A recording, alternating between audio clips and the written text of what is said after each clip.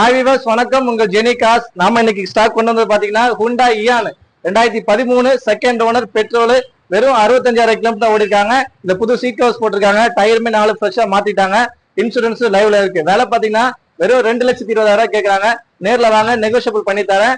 Description number கொடுத்துருக்கேன், தேவைப்படுறவங்க கால் பண்ணுங்க. பாய்.